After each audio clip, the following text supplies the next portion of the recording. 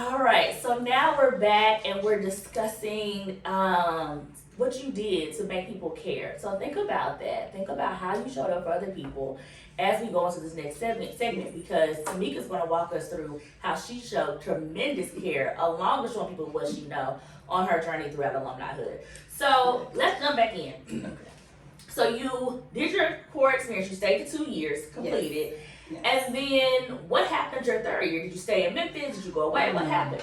So no, I did not stay in Memphis. Oh. I wanted to explore education in another country.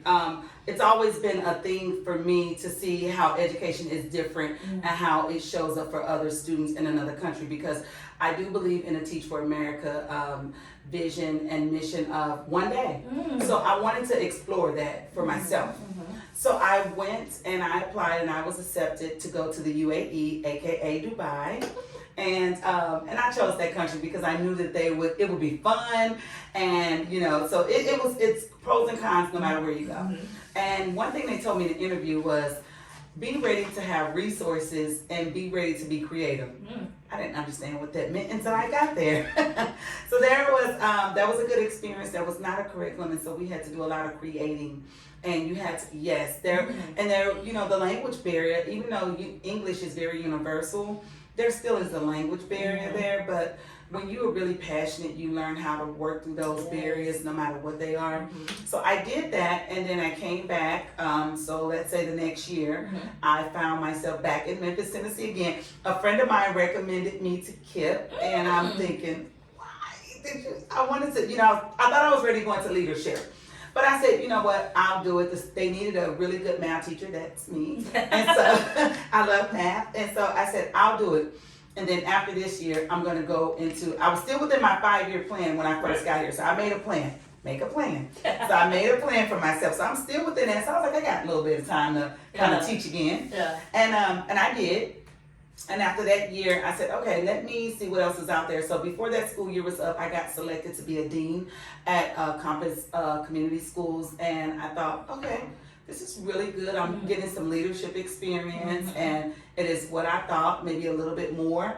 And that went very well. And before that school year was up, maybe that February or so, I got a call. And I'm not going to kid you, I thought it was a bill collector. But I'm like, who do I owe? We always owe someone. But I was like, okay, maybe it's a bill collector. And it was a recruiter that went out of her way and to the point she started emailing me. And I was like, okay, this is real. And she goes, we have your resume and we believe you are our school principal. And I'm like, if you got my resume, I'm just now becoming a dean and I don't even updated that. So I didn't know what to really think. But when something is for you, it will happen. Yes. So I met that President's Day, I remember yesterday, with the superintendent. And she goes, I want to fly you out. And I go, you do? She said, yeah, come tour the school. It's a brand new school. You're going to love it. Modular furniture, different things. So, and when she told me it was flipped learning, I'm thinking, oh, the dots are connecting, right? From when I was the first year teacher here in Memphis and I did flipped learning on my own. No one taught me. I had to teach myself. So now I get to apply all of that self-taught knowledge into a school that's fully and geared towards flipped learning. And what was this place you were at now? This was Ballard Preparatory Academy in Columbus, Ohio. Oh, wow. So, yeah, and so I went out, March 10th, they flew me out. My interview was March 11th. I'll never forget my hire day because it was the day that the world shut down, March 12th. Oh, yes. wow. And I'm like, okay, I'm riding around looking for tissue. They're calling me saying, how's your day? I'm like, great, because I just found tissue. And it was like, we can make it better. And I was like, I don't think so. Tissue was hard to find. It was hard to find, y'all. It was really hard to find. So she goes, we want to offer you the position. So we went through some negotiations and I finally said yes once we agreed upon some terms. Yeah. And I said yes. And I'm still doing this all day long. God, are you sure? Are you sure? You got the right person. There are a lot of Tamikas in the world. Are you sure? The right Tamika. I just couldn't believe it, right? And I'm thinking, a brand new school, not a school that's running where I'm going and the systems are in place. I'm having to create the systems, the policies, right, for Homeland Security. Yeah, that all goes into a new school. And so to have Homeland Security email me back you don't get any more chances. Get this right or else. Yeah, some of those documents are very serious. So yeah, you talking about peeling your eyelids up for 3 days? That's what I did. That's the behind the scenes that people don't see, but it's all good. So I did that, and I stayed for maybe 18 months, and I came back. So in between that time, my dad got sick. He got really, really sick, and we didn't know if he was gonna make it. Yeah. And so we had. Not shipped. I was gonna say we had him shipped like he's Amazon, right? The VA drove him from St. Louis to Ohio via ambulance, and they took him to my home in Ohio. And then we were too far from family and so many other things in place, so we ended up coming back to Memphis, Tennessee, and that was a better fit. And I got hired at Shelby County as an AP. That went great. I enjoyed my time as an AP. I learned a lot because AP is just not a regular role. It's almost like you're still principal, right? So I did that, and then I got recruited in Alaska. And I'm thinking, I've lived in the hottest part of the world. Now here's the coldest part of the world. Tamika, I'm just like, what? I know. Anyone that knows me, like, it used to be the point where I was like anemic, and my blood, like, I just couldn't stay warm for anything. And I'm thinking, like, now you're thinking about Alaska. Will you stay warm? Yes. Best decision I ever made. What? Best decision. If you want growth, step out of your comfort zone. Step out. So I had worked in a mostly African American community. Yeah. I had worked in Compass community where there's more Hispanics. Now I'm in a community where there's Native Americans. So you want to talk, the Arabic. So I worked in the Arabic community. So I've worked in various diverse settings. And so to get to this community, at first I was like, I don't know if they're going to like me. Because I came in like with guns and guns. I'm like, okay, I need to see the data. And they were like, calm down. One teacher pulled me to the side. She's like, come here, little baby. You don't know. You're from the lower 48. So let me tell you about our culture. Education is important, but family is very important here. And she told me the other things in a Native community that's important. I respected that, and because I respected that, I was able to back up some, still put systems, because there were no systems that I thought that should have been in place. So I put the systems in place. Then I backed up. I backed up because a good leader hears and doesn't always speak. Yes. So I had to stop talking long enough to hear what the community needed and wanted. The community, and if you go to any Native community or the villages, they're very hurt. They went through a lot of trauma, and there's still trauma, and there's so many things that's going on, and you can't just go into someone's neighborhood or community and just pretend to know all the answers. Yes. You can't. So I gave myself a chance to learn them, and they gave themselves a chance to learn me. But the funny thing about being in Alaska, I ended up working 4 jobs. I gotta tell this. This is unheard of, right? So I went in as school principal.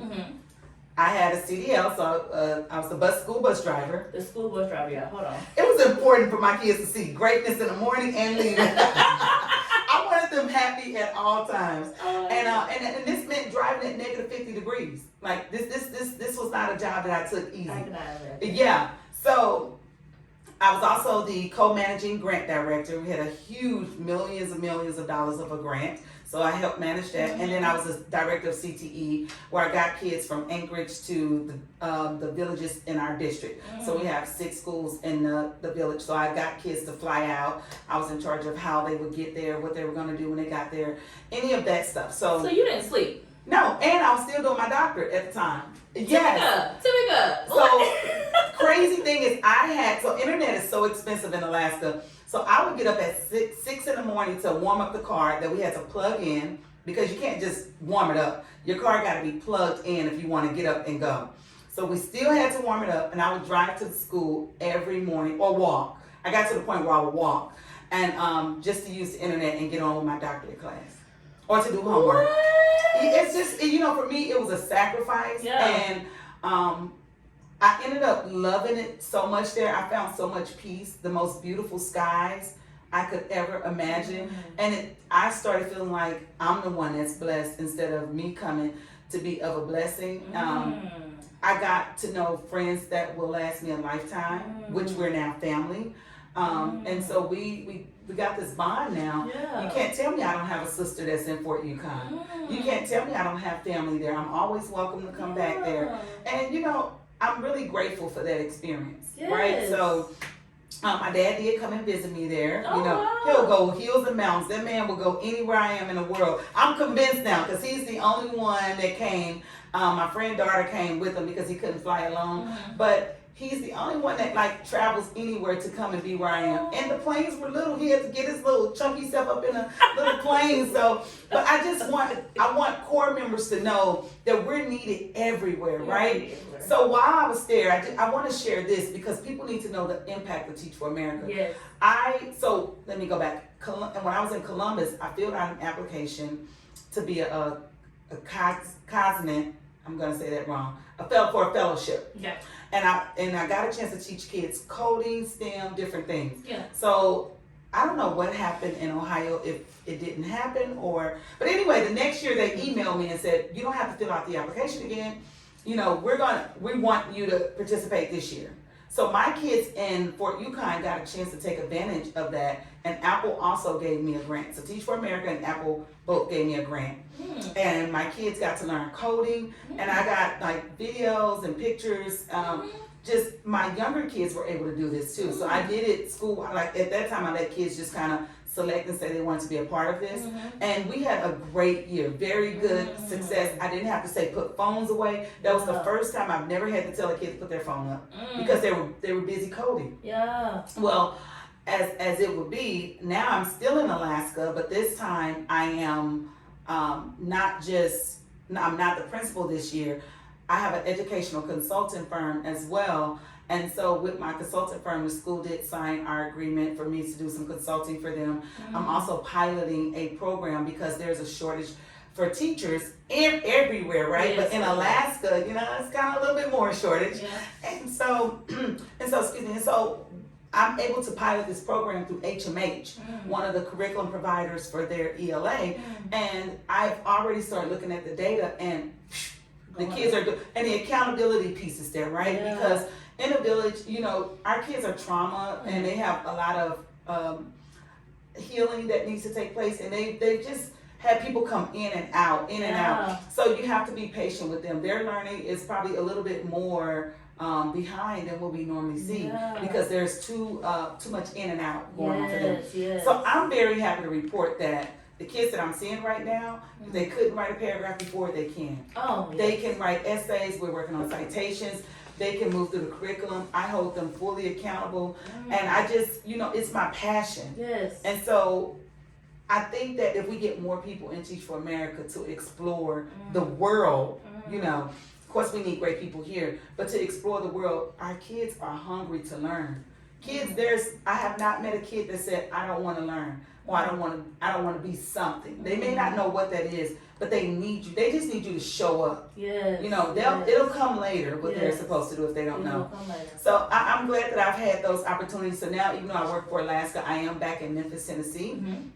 And later on, we'll talk about some of the things that I'm doing here. Yes. But yeah, I'm very happy to be back here. I do plan to go back this year just to visit. You know, I can't be away too long. Aww. You know, my babies, every time I left the village when I was school principal, I'm not kidding you, I went back with treats for my school period. Yes. Like my kids knew that if I left, because they wouldn't let me leave otherwise. They would cry, they would, Miss, no, I'm going, because you know the bus wasn't going to be there. So I felt bad. So I would always go like to our Kroger's and bring them stuff back. Yeah.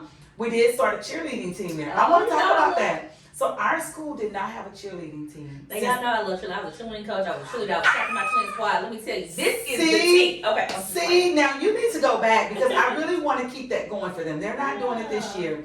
But my daughter went with me. She was 15 at the time, and she was a junior. She ended up being the cook for the school. Oh. She can cook. My goodness, that girl can cook. But she cooked for the school. She cooked for our village. She cooked for the families when we would have family night. So she enjoys it, and so it was not like labor for her. Well, get this, they haven't had a cheerleading team, since the 70s. My daughter was in competitive cheerleading before we left. So she goes, well, Mommy, can I start a cheerleading team? And I go, I don't see why not. And so we did the work. We found a vendor. My daughter went one night, it was so cold, you guys. I mean, -40, -50. And her and my other daughter got one of the teachers to take them door to door to get all the parents to sign the permission slips and measure all the kids. We got those measurements and we formed a cheerleading team. The parents allowed me to take the kids out the village, which is unheard of. If you know Fort Yukon or any village in Alaska, the parents do not easily allow the kids to go with a stranger. They allowed the kids to go. Now took excellent care of their kids. We did McDonald's every single day. McDonald's, you owe me a check for affiliates or something. But we did McDonald's because the kids, there are no restaurants in the village. Yeah. So the kids, to see them out there cheering, I mean, I had little girls that were shy. I had little girls that, you know, could barely do many other things, but this is something that they wanted to partake in, and we supported it. And it's a sport, and we need to do that. We need to support the kids and bring different things to our kids alike. So I had a great time with my travels. So, you know, for me, it's just how do we continue the work? We don't just start it, but how do we continue it? How do we continue it? And I want to make sure I take a moment to pause and for our executive director, you just heard putting in sport. So I don't want you to ever question that because we have it on record. No, I think that that's definitely true. That cheerleading, and it's not just about the cheer, it's about what you're talking about, it's about the development. So our after school activities, our overall wraparound services that we provide our students, that all is a part of helping kids be the best they can be, and helping teachers also be the best they can be, because you get to pour into some of your passions and some of the things you love. And so when you get done with your core experience, you can also think about, or even during your core experience, I have content to teach, but also I'm teaching somebody to be a human.